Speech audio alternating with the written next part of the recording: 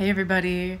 Today I want to start introducing the topic of ayahuasca being used to treat trauma, and I want to tell you a little bit about some of my experiences working with ayahuasca last year in Peru and some of the other psychedelic medicines and the value that I have gained from those experiences in terms of healing and dealing with the trauma, like truly feeling it and moving through it. So this particular video is going to kind of be like an introduction to working with ayahuasca and psychedelic medicines in general, and how that can benefit a person on the self-healing journey.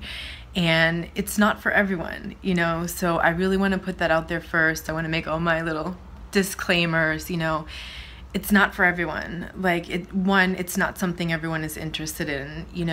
Two, it's not feasible for everyone. Sometimes people have, certain health problems and issues that, like, if you have a heart issue or something, it's probably not really safe to work with most of these medicines. There may be other issues too, And if you have serious health issues, you definitely want to consult your physician before taking on, any kind of experience like that. I also fully recognize that maybe morally or ethically, or even just the idea of losing control over yourself is something that most people, or a lot of people, maybe would never, want to do this sort of experience. And that's fine too, and of course people taking prescription medicines should definitely not participate in this kind of medicine work. I mean, you need to be months and months off of pharmaceuticals, particularly the antidepressants and I guess what they call benzos. These kinds of drugs are extremely dangerous. Anything that interferes with the serotonin circuit in the nervous system is very, very dangerous to combine. You can go into serotonin shock and whatnot. So, those are some pretty big disclaimers. So, there's a lot of people that it just wouldn't work for at all. And then not everyone would choose this path either. And I totally get that, and I totally respect that. So this, this isn't to convince you that you need to do this. This isn't to tell you that you have to do this to heal. It's not an absolute necessary thing. I want to tell you about the experiences I've had, or at least the value that I've gained from them, so you can see the value there. If that's a choice that you want to make, or even if you just extract some of the insights that I extracted from those experiences, and somehow that helps you, listening to this, even if you never ever, want to take a psychedelic journey. So, where to start? Psychedelics in general, it's they're like a mirror of you, whether you're working with ayahuasca or psilocybin mushrooms or wachuma or whatever plant medicine, even LSD, which is synthetic, even MDMA, which is also synthetic, slightly psychedelic. They all present to you like this mirror, and each of those substances sort of has its own spirit and energy, and purpose, why you would work with this medicine versus that medicine, or at a particular time in your life. So, starting with the ayahuasca, because that's where I want to, really focus here. The ayahuasca is amazing for getting in there and breaking up whatever is stagnant and stuck, just locked in cement there. The ayahuasca just gets in there like a jackhammer, and destroys it for you in a way, but not until first bringing the experience into your awareness in such a way that you are fully living it.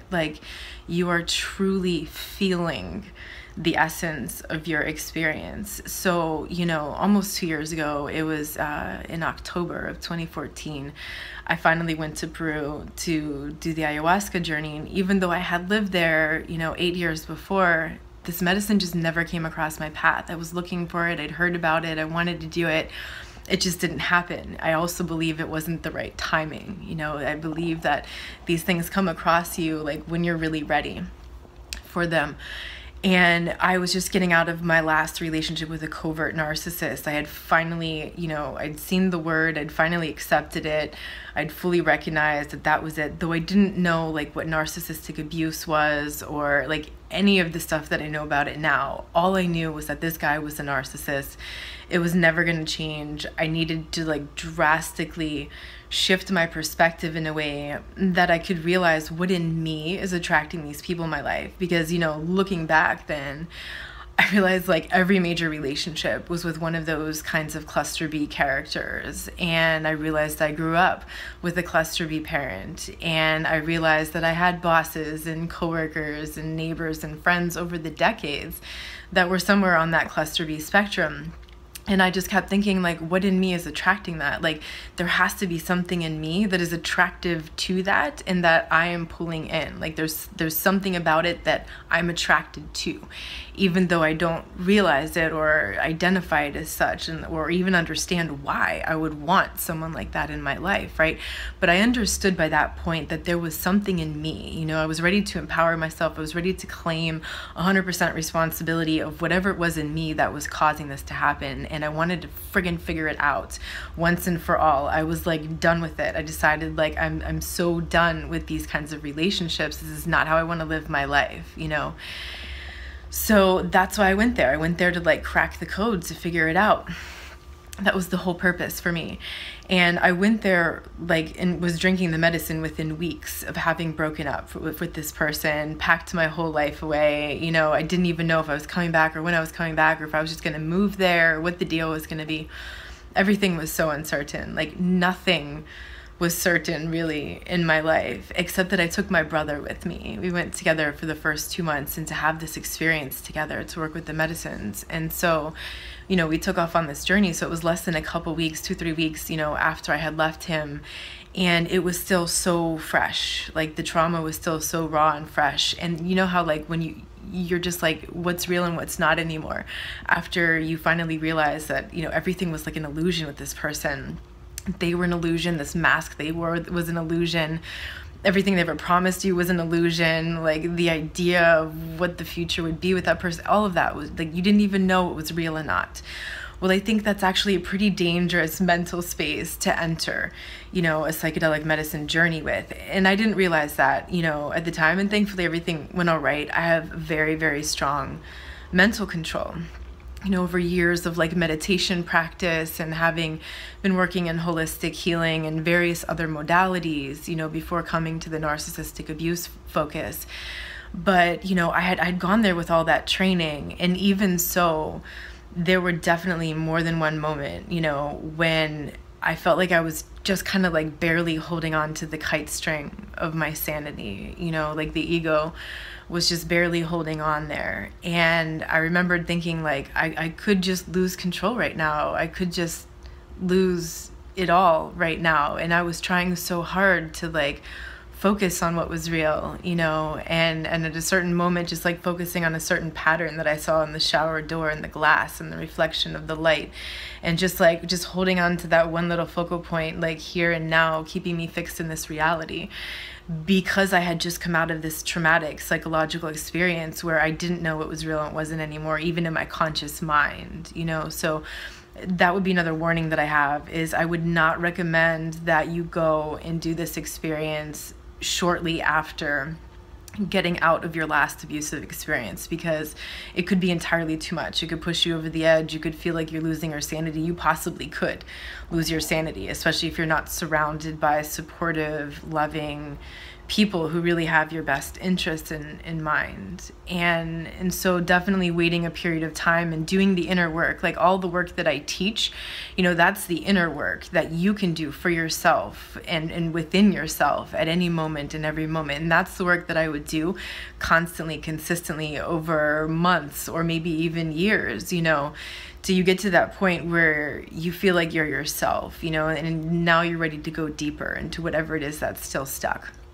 But so anyhow, that was my path. My path was drastic. I needed something drastic, and that's what I got, and it was exactly what I needed.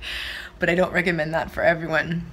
The other thing is, if you're going to go do it, keep in mind that just like in every spiritual community and every religious community and every support group community, even the 12-step programs, you're going to find narcissists. You're going to find people in that cluster B spectrum. There are going to be some leaders probably with those disorders. There's probably people in the group with those disorders, you know, and people who specifically go there like predators to target vulnerable people who are seeking healing, you know, as victims, because they pre-qualify by having certain religious or spiritual beliefs, you know, or practices like compassion and forgiveness and this sort of thing, and they take advantage of that. And so what you find in the psychedelic medicine community is plenty of narcissists, psychopaths, sociopaths, borderlines, other cluster Bs, you know, on that spectrum, running the show in so many shows. You know, I met a bunch of these characters, and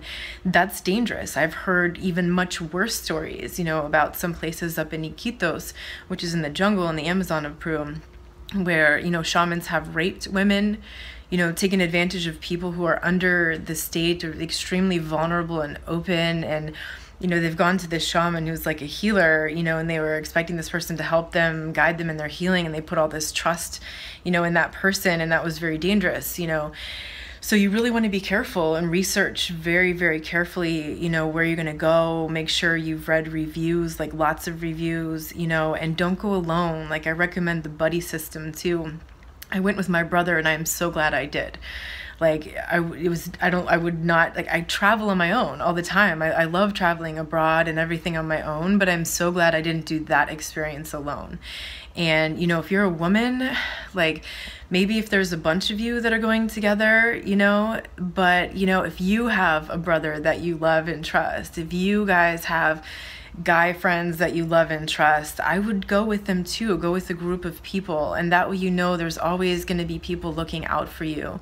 But make sure that, you know, you're really sure these are people that you love and trust, that you're taking with you into that experience. So I recommend the buddy system. I recommend heavily, you know, researching and screening the place and the people that you're going to drink the medicine with.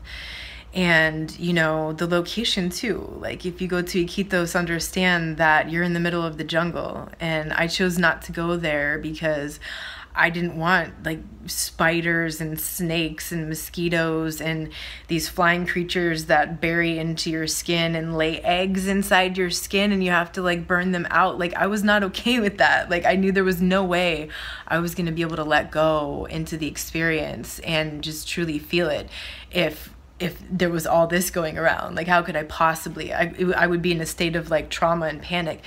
So I chose to go to the mountains. I chose to go to the Cusco region, which is the area in the Sacred Valley where I had lived, you know, several years before. And I'm glad that I did. That worked for me. And also, you know, the way it was described to me is the jungle gives you like this very like funky feminine energy, and anything and everything can come at you. And then the mountain kind of gives you like more of like this vision and this purpose and this masculine clarity energy. And that's what I was looking for. Like, I needed clarity over my life. Like, I couldn't get clarity. I was deep in the confusion state, you know, and just not knowing anything. I didn't know what to do next in my life. I just felt so destroyed by the last relationship, and just the realization of like the decades of this pattern in my life. So that's where I found myself, was there in Peru, seeking the answers. And the other thing that I really learned was that, you know, the medicine will reveal things to you. It is like a mirror of your life, and it will reveal things to you. It will give you a new perspective of things without all the filters of your ego mind. It will completely force you into the here and now, like so presently focused in the here and now, that now you have access to so much more information that was always available in the here and now, but you just didn't pay attention to because you were distracted by 10,000 other things, you know, and being in this like filtered three-dimensional sort of state of awareness where we mostly are on this like production consumption consciousness mode. Like, our society values that production consumption, and we don't really give value to these states of pure being. when you are just being, you are just there, you are fully present in the here and now. And that is precisely why this medicine is so powerful, because it fully brings you into the here and now. Like, the trauma only survives in the darkness. The trauma only survives in what's hidden. And so that's why you have to bring it out in order to heal it. You have to feel it in order to heal it. You truly have to process it and be willing to hold it and just truly be in it and present with it, so that you can see the message in it. Because at some level, at some higher level, some more kind of spiritual level, if you will, there is a deeper meaning to the suffering that you went through. It wasn't for nothing. And if you haven't found that yet, then you haven't found the treasure yet. And that's what I wanted to find through the ayahuasca, was that perspective. Give me that perspective to understand it, to really feel it, to move through it. And that's the thing about psychedelics too, is like, what you ask for, you're gonna get. And you're in it for the next 4 to 8 hours, maybe longer. If you take a substance like LSD, 12 plus hours, maybe 24, like, you're in it. There's no getting off that train. Like, you're on that train. So you better be really, really ready to see it, to live it, to feel it, because there's no escape, and in our daily reality, when that stuff creeps up, when the trauma creeps up, we just push it away, right? We're like, oh, I don't want to look at that now, or like, I can't look at that now. Like, in the day-to-day, like, when you're in survival mode and you got to work, you got to pay bills, you got to do laundry, you got to like wash the dishes, like, you just got to do shit. So you can't focus on it, and so when you're in that psychedelic state, like, that is all you can focus on, is what's coming up. And you can try to guide the experience, but if you try to push it away, like reject it or resist it, it will push harder. And that's when people have the so-called bad trip, where they're seeing the truth about their life that they do not want to see. They are just not able to process that, to see that. They want to push it away, and so the medicine is pushing back, and it's trying to force you to see it, because you have to go into it and through it to get out of it. Like, you have to pierce it and go through it to get out of it. You can't just you can't get around it until you move through it. So that's what it does, is it fully puts you in the here and now, so that the only choice is to look at it and to see it and to feel it and to understand it and to learn how to love it.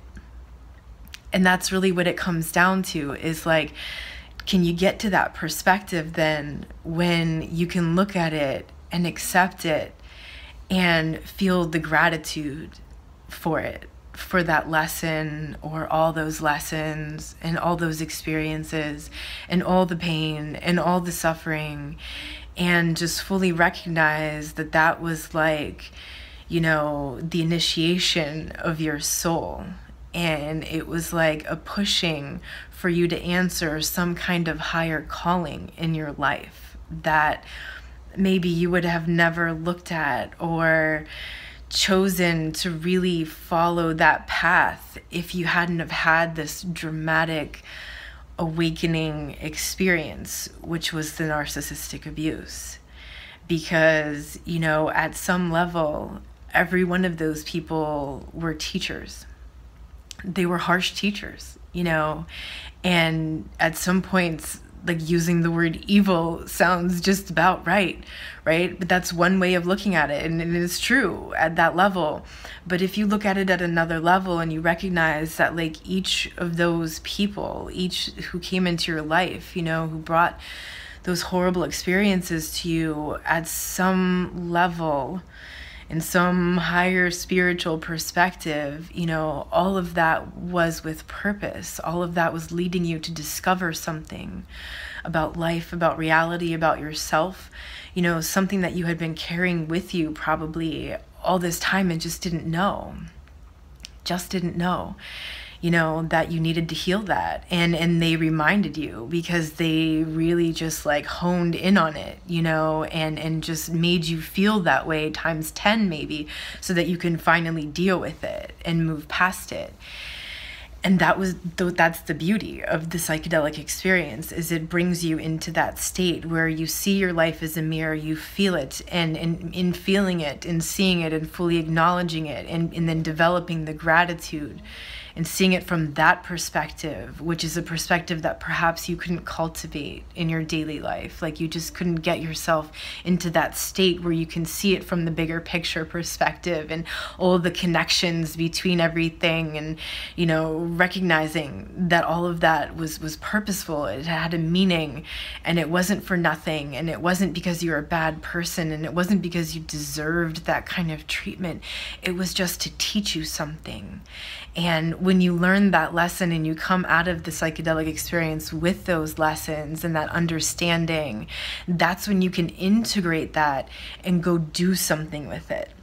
Because if you don't do something with it, it was like it was for nothing. Like, all of that for nothing if you just go back to how things were, or try to go back to how things were and pretend like you didn't learn something, and pretend like you didn't figure out that you need to do something different starting right now in your life. And that's the integration of the psychedelic medicine experiences, is, okay, you know, what did I learn from this? How can I integrate this into my life and moving forward, you know, with this new lesson, with this new understanding? That's how you transform your life with it. Just having the experience or looking at the plant medicine or the psychedelic medicine as your savior, that's not healthy either, because it's not going to work that way. Like, you actually have to do the work. Even when you're in it, you have to do the work. You're in like a relationship with this plant spirit, and you're doing the work with it. Like, it's not just happening to you. You realize you do have some control over it, even if at points you feel like you don't. And you realize that's just a mirror of your life. That's just a mirror of how you felt about that situation in your life. And then you empower yourself and you realize you do have power. You can change things. You can take the reins of your destiny in your hand, because you are a co-creator in this life. Like, it's not just free will, and it's not just fate or destiny. Like, it's both. Like, there is this calling that you have, and you can either sit on the couch and watch reality TV, or you could answer the calling, you know? It's like, it's one or the other. You either do nothing, or you answer it and you do something with your destiny, you know, and you take the reins of control of your life versus just letting life happen to you. And then you also recognize in a very humbling way with the psychedelic medicines that it's not just you. Like, you're not in control of everything. In fact, there's very little that you are in control of. The only thing you're in control of is yourself, you know. But it's like, once you realize, like, when you are totally present in the line with who you are and in your integrity, you are in alignment with the universe or the cosmos or the creator or God, or however you want to look at that, the universal mind, however you describe that. Like, you can also put yourself in that flow, being connected with that. And it's like, my will becomes thy will becomes my will. I mean, right? And so, like, you end up aligning yourself with the forces of nature, you know, and that's when you make major progress in life, because you're not fighting against the forces of nature. You're flowing with things. You're aligning yourself with that, and being your truest self, you are in alignment with that just naturally. So that's why it starts within. Everything starts within. Like, when you get right with yourself, when you are fully aligned and present in who you are in alignment with the universe. And that's when the magic happens. Like, that's when amazing synchronicity happens. And that's when it's almost like, you know, as Joseph Campbell said, like, the universe is opening doors where there were only walls before. There's truth to that, you know, and so basically, this is like an introduction then to the value that I see in the psychedelic medicines in terms of transforming your life, seeing yourself from a perspective that you couldn't see before that, and then just forcing you to be fully present in the here and now, so you can see it, feel it, heal it, process it, and move through it, so that you can come out the flip side and integrate that into your life in some kind of beneficial way. And you know, the psychedelic medicine, it's like a short circuit. Like, you can do this work on your own, and it's really important to have this kind of, you know, practice, whether it's a spiritual practice or, you know, holistic healing practice or whatever you call that, right? Like, your healing journey, your recovery, to have all of that practical stuff, which is the stuff that I teach you, right? Like that kind of stuff, and the stuff that other people are teaching you. Those practices you can do in your everyday life, that's important to have structure. The psychedelic medicine, if you just do it and don't have that structure, nothing's really going to change, you know? The psychedelic medicine, adding it to that structure, what it does is it short circuits something where you have like this sudden, like amazing breakthrough possibility where you can suddenly, you know, like it's like I have described these experiences sometimes as like decades of psychotherapy in 5 or 6 hours, and it can feel like that. It can feel like lifetimes have passed by in those hours, and what you learned, you know, what you can just observe and learn in like a millisecond of time, this reality, I can't even explain to you in words what that's like. But if you've had one of these experiences, you understand what I'm talking about, where like you have like instant and access to everything, like all information is available to you in that moment, and you realize it was always there. It was always like that. We just don't pay attention, or we just forget. Like even when we know and we're in the psychedelic medicine journey, we're like, oh yeah, I remember, this is what it's always like, and I just keep forgetting. In everyday life, I just get distracted and focused on this or that, or, you know, I don't allow my brain, my mind to come into these states of consciousness on a regular basis where I remember that all of this is happening, and I have access to all this information and access to these different perspectives and access to all this energy, you know, that's inside of you, you know, that maybe you can't get in touch with because everything that's going through your mind is just so utterly exhausting that you feel so tired, like you don't have energy for anything. And the psychedelic experience just like pours energy into your being, and just it gives you just this amazing potential. Like, what will you do with it? That's up to you, you know. And so they call it the set and setting, like the intention that you enter with, the environment that you do it in. You know, is it a healing environment? Are there people who are, you know, helpful guides there who you can trust, who you love? Or the other people that you're journeying with, or do you trust them? Do you love them? You know, are they working on themselves? Or is it just like a party or recreational experience for them? That's a different kind of intention, right? And the intent that you enter in with is very much what you get out. Even if you don't immediately recognize it, you look back in retrospect and realize like you got exactly what you asked for. It is uncanny the way it works that way with you and what your consciousness is seeking and looking for. And sometimes it answers like the deeper questions of your soul that like maybe you hadn't even articulated, but when you see it and experience it, you're like, yes, like this is everything I was trying to understand. And understand too that ayahuasca is not like a panacea, right? It's not going to cure everything and heal everything, and certainly not going to happen in one go. You know, it's like a relationship you develop over many times of working, you know, with these psychedelic medicines, and you learn more every single time. There's always something more to learn in life. Like, we're never done. We're never done learning, and anybody who tells you that they know everything and they learned everything and they're not still working on themselves, I wouldn't trust that person, you know. Understand that you are a work in progress until the day you die, you know, and that's the whole point of this life, I think, is to learn things. To learn. And what are you here to learn? That's up to you. That's your choice. What do you want to learn? That's the better question. So, you know, the ayahuasca, any of these psychedelic medicines, it's not like a one-off and then everything is fine. It's not like that, but it's like you can short circuit and move through like a shortcutting of major layers of things in just several hours. And you realize too, like how empowered you are. Like, it's not like someone is there doing it to you.